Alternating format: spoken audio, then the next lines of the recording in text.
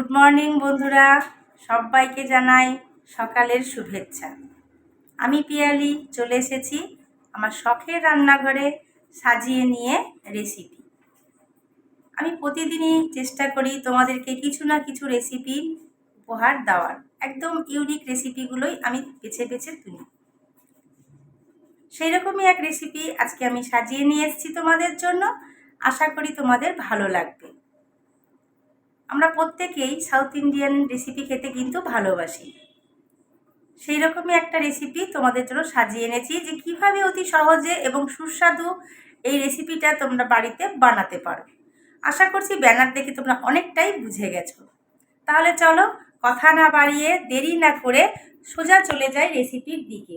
দেখে নিই কী রেসিপি আজকে আমি সাজিয়ে এনেছি তোমাদের জন্য।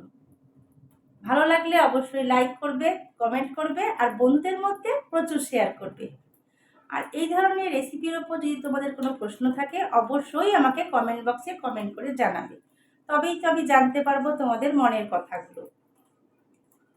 তাহলে চলো দেখে নাও কত সহজেই বাড়িতে আমরা এই রেসিপিটা বানাতে পারি এবং সবাই মিলে এনজয় করে এটা খেতে পারি। কথা বাড়াবো না, চলে যাব সোজা রেসিপির দিকে। চলো দেখে নাও। আমি দেখো এখানে বিউলির ডাল নিয়ে নিয়েছি। এই বিউলির ডালটা আমি সারা রাত ভিজিয়ে রেখেছিলাম। এবার সারা রাত ভিজিয়ে রাখার পর এটা বেশ ফুলে উঠেছে। ডালগুলোকে দেখে বুঝতেই পারছো কিভাবে ফুলে উঠেছে এবং ফেটে গেছে। ঠিক এই রকম পরিস্থিতিতেই কিন্তু ডালটা একদম রেডি আমার রেসিপির জন্য। তোমাদের হাতে সময় থাকলে তোমরা ওভারনাইট ভিজিয়ে রাখবে, আর সময় কম থাকলে তাও 7-8 ঘন্টা মতন এটাকে ভেজাতে হবে। এবার ডালটাকে খুব ভালোভাবে আমি জল থেকে ছেঁকে তুলে নিয়ে একটা মিক্সিং জারের মধ্যে দিয়ে দিচ্ছি। তোমরা শিলপাটাতেও এটা বেটে নিতে পারো। আমি এটা মিক্সিং জারে ভাগে ভাগে বেটে নেব। খুব সুন্দর একটা রেসিপি, খুব ভালো লাগে খেতে। এটা সাউথ ইন্ডিয়ান ডিশ হলেও বহু বাঙালি এটা পছন্দ করে। এটাকে আমি পেস্ট করে নিয়ে তোমাদের সামনে আসছি। খুব সুন্দরভাবে দেখো ডালটাকে আমি বেটে নিয়েছি। খুব বেশি মিহি না, আবার দানা ভাবও না, ঠিক সেই রকম পরিস্থিতিতে কিন্তু ডালটাকে বেটে নিতে হবে। তোমরা যতটা পারবে ডালটাকে শুকনো বেটে নেওয়ার চেষ্টা করবে, জল না ব্যবহার করে। তাতে বেশ সুন্দরভাবে এটা তৈরি হবে। আমি ঠিক একইভাবে বাকি যে ডালটা আছে সেটাকেও আমি বেটে নেব। তোমরা তোমাদের পরিমাণ অনুযায়ী ডালটা নিয়ে নেবে। এখানে আমি 500 মতন ডাল ভিজিয়ে রেখেছিলাম। যেহেতু আমার পরিবারটা অনেকটাই বড়, কিন্তু তোমরা তোমাদের প্রয়োজন হিসেবে ডালটাকে ভিজিয়ে নিয়ে বেটে নেবে। ঠিক একইভাবে আমি এই ডালটাকেও বেটে নেব। দেখো কত সুন্দরভাবে ডালটা বাটা হয়ে গেছে। তোমরা বিভিন্নভাবে এই মেদু বড়াটা বানিয়ে কিন্তু খেতে পারো। তাতে নিত্য নতুন একটা রেসিপিও তৈরি হয়ে যাবে এবং মুখের স্বাদটাও বেশ সুন্দর হবে।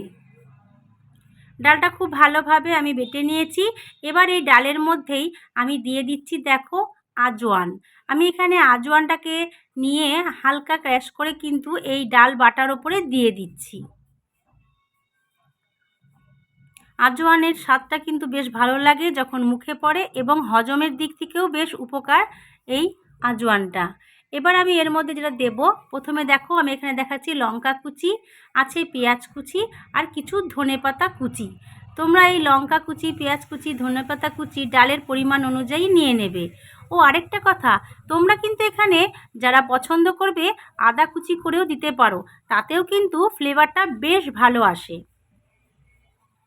অনেকে কারি পাতা ব্যবহার করতে পারো ধনে পাতার বদলে, তাতেও কিন্তু কোনো রকম অসুবিধে নেই। দিয়ে দেব স্বাদ অনুসারে এর মধ্যে লবণ। লবণটা কিন্তু একান্তই কম বেশি নিজেদের স্বাদ অনুসারে এখানে নিয়ে নিতে হবে। খুব সুন্দর একটা রেসিপি তোমাদের সাথে শেয়ার করছি, আর একদমই ঘরে তোমরা তৈরি করে বাইরে যে দোকানে বিক্রি হয় সেই রকম স্বাদ এই মেদু বড়ায় পেয়ে যাবে।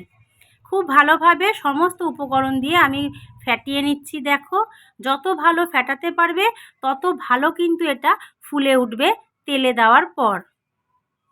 কোনো রকম ঝঞ্ঝাট কিন্তু নেই এই মেদু বড়া বানাতে। যদি মুচমুচে বানাতে চাও তাহলে সামান্য পরিমাণে একটু সুজি এর মধ্যে ব্যবহার করতে পারো। ভালোভাবে সুজিটা দিয়ে রাখার পর আমি কিন্তু এটাকে ফেটিয়ে নেব। সুজির সঙ্গে খুব ভালোভাবে দেখো আমি ফেটিয়ে নিলাম। সমস্ত ডাল, সুজি এবং যা যা উপকরণ আমি এখানে দেখিয়েছি তোমাদেরকে, সমস্ত মিশ্রণটা ভালোভাবে ফেটিয়ে নেওয়ার পর এটা একদম পারফেক্ট বড়ার জন্য তৈরি হয়েছে কি না সেটা দেখে নিতে হবে। তার জন্য একটা পদ্ধতি তোমাদেরকে আমি দেখাচ্ছি। একটা পাত্রের মধ্যে সামান্য জল নিয়ে নেবে এবং দেখো এইভাবে ছেড়ে দেবে। কি সুন্দর ভাসছে, তোমরা দেখে বুঝতেই পারছো। অর্থাৎ এটা একদম পারফেক্টলি কিন্তু ফেটানো হয়ে গেছে। অন্যদিকে আমি কড়াইয়ের মধ্যে দেখো তেল গরম হতে দিয়ে দিয়েছি, অবশ্যই সাদা তেল। আর অন্যদিকে একটা পাত্রের মধ্যে আমি জল নিয়ে হাতটাকে জলে চুবিয়ে নিয়েছি। তোমরা কিন্তু অবশ্যই এই টিপসটা ফলো করবে, তবেই কিন্তু তোমাদের মেদু বড়াগুলো একদম পারফেক্টলি দোকানের মতো হবে। আমি হাতে জল দিয়ে বারবার দেখো গোলা তুলে নিচ্ছি ডালের। সমস্ত ডালের গোলাটা তুলে নেওয়ার পর এই বুড়ো আঙুলের সাহায্যে মাঝখানটা এভাবে গর্ত করে দিচ্ছি এবং দেখো খুব সহজেই তেলের মধ্যে ছেড়ে দিচ্ছি। যদি তোমরা হাতে জল না নাও তাহলে হাতে লেগে যাবে ডালের মিশ্রণটা, তাই অবশ্যই তোমাদেরকে হাতটা বারে বারে জলের মধ্যে ধুয়ে নিতে হবে এবং তারপর ডালের মিশ্রণটাকে হাতে নিয়ে ডোয়ের আকারে গড়ে নিয়ে আঙুলের সাহায্যে মাঝখানটা এভাবে ছিদ্র করে দিতে হবে। তেলের মধ্যে দেওয়ার পর দেখে বুঝতেই পারছো কিভাবে ফুলে উঠছে সমস্ত বড়াগুলো।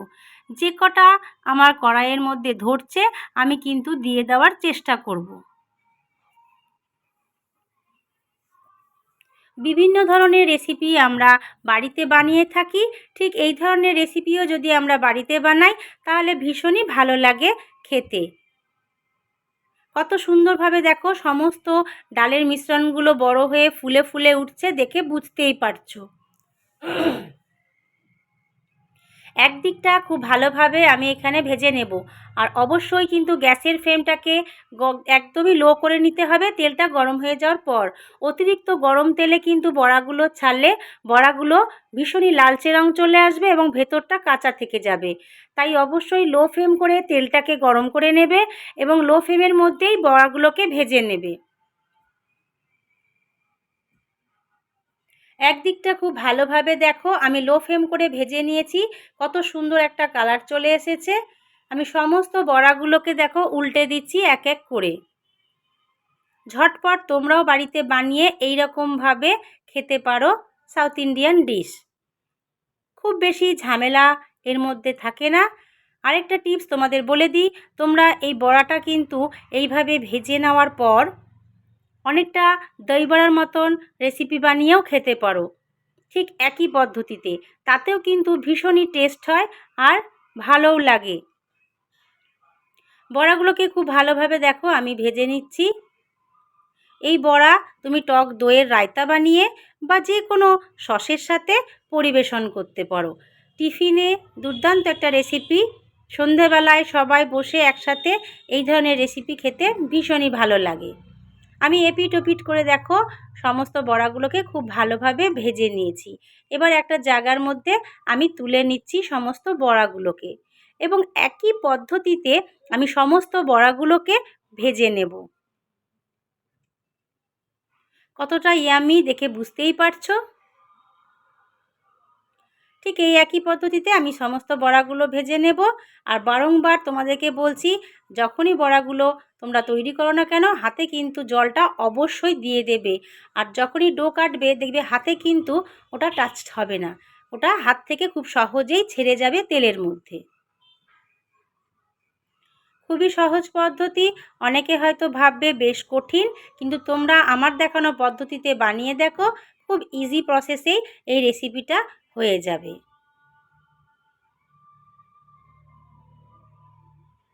আমার বাড়িতে প্রত্যেকে ভালোবাসে এই রেসিপিটা, তাই আমি মাঝে মধ্যেই এই রেসিপিটা বানাই। তাই তোমাদের সাথে শেয়ার না করে পারলাম না বন্ধুরা। তাই তোমরা অবশ্যই কমেন্ট করে জানিও তোমাদের কেমন লাগলো এই রেসিপিটা। ভালো লাগলে লাইক, কমেন্ট, শেয়ার করতে ভুলো না।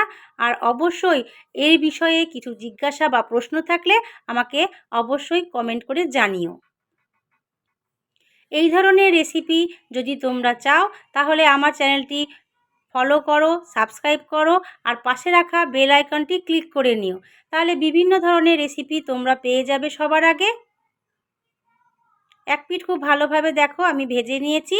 এবার অপর পিঠটাকে আমি উল্টে দিচ্ছি ভাজা হওয়ার জন্য। দেখে বুঝতেই পারছো কোন পরিস্থিতিতে ভাজাগুলোকে উল্টে দিতে হচ্ছে। খুব সুন্দরভাবে সমস্ত বড়াগুলোকে আমি ভেজে এবার তুলে নিয়েছি।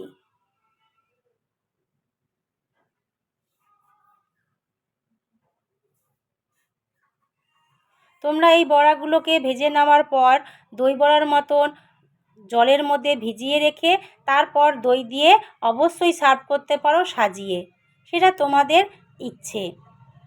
তাই যেভাবেই খুশি খাও না কেন আমার এই টিপসগুলো ফলো করে যদি তোমরা এই মেদু বড়াগুলো বানাও অবশ্যই তোমাদের ভালো লাগবে, এটা আমার বিশ্বাস। চলো তাহলে সাজিয়ে নিয়ে পরিবেশন করি। দেখো এখানে আমি টমেটো সস নিয়ে নিয়েছি আর নিয়েছি কাসুন্দি। তোমরা তোমাদের মনের মতন ধনেপাতার চাটনি, টমেটোর চাটনি, দই, টক দই দিয়ে রায়তা যেমন খুশি বানাতে পারো এবং খেতে পারো। দেখে বুঝতেই পারছো মেদু বড়াগুলো কতটা ফুলে উঠেছে, ক্রিসমি হয়েছে ওপরটা এবং ভেতরটা কতটা সফটি। তোমাদেরকে আমি একটা বড়া অবশ্যই ভেঙে নিয়ে দেখাবো যে এর ভেতরটা কতটা সুন্দর হয়েছে এবং সফট হয়েছে। দেখে বুঝতেই পারছো বন্ধুরা। তাই দেরি না করে ঝটপট তোমরাও বানিয়ে ফেলো আমার দেখানো পদ্ধতিতে মেদু বড়া।